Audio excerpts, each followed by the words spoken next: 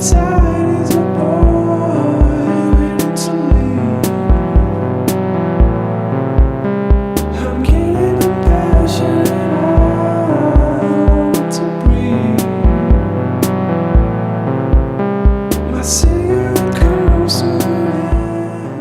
on a choisi d'exposer Ida Turzik et Wilfried Mill, c'est pour au moins 3 raisons.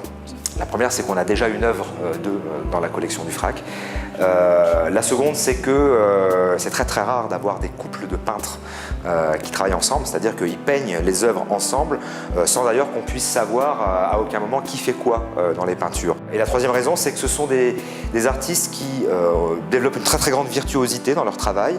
Il faut vraiment se rendre dans l'exposition et voir notamment les grandes peintures qui représentent des pin-up ou les aquarelles qui représentent des pin-up qui sont quasiment photographiques et qui donc déploient comme ça une technique de peinture absolument incroyable. Et ce sont des artistes aussi qui mènent une réflexion très intéressante sur le statut de l'image, ce qui nous intéresse beaucoup puisque la collection du FRAC est beaucoup axée là-dessus.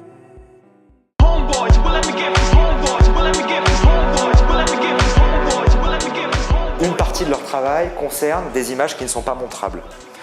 C'est-à-dire on prend une image pornographique et on en fait une très grande peinture de 2 mètres par 3 ou on en fait une aquarelle extrêmement délicate.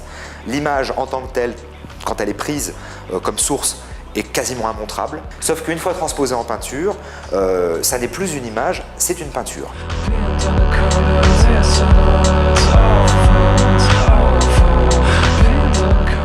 L'œuvre qui se trouve là derrière moi tout de suite reproduit à 12 exemplaires une pin-up. Donc on est face à une petite starlette de magazine. Il s'agit au départ d'une page de magazine qui a été arrachée, qui a été donc transformée en œuvre d'art par Ida Turzik et Wilfried Mill. Et cette icône devient ici le visage d'une starlette imprimé sur une feuille de papier sous la forme de gravure ou de lithographie, ce visage étant condamné à disparaître, à s'effacer progressivement parce que c'est de toute façon la destinée de n'importe quelle icône ou de n'importe quelle starlette ou de n'importe quelle pin-up. Elle arrive dans un magazine et elle est effacée et remplacée par une autre. Donc il y a la monstration des images avec derrière aussi une dimension tragique, c'est-à-dire que l'image de la pin-up, à quelques exceptions près, dont Marilyn Monroe probablement, l'image de la pin-up est condamnée à disparaître. Et c'est pour ça que dans l'exposition, on trouve à un moment donné une grande peinture sur laquelle il n'y a pas d'image, il n'y a que du texte. C'est un texte écrit par Marilyn Monroe, c'est signé Marilyn Monroe.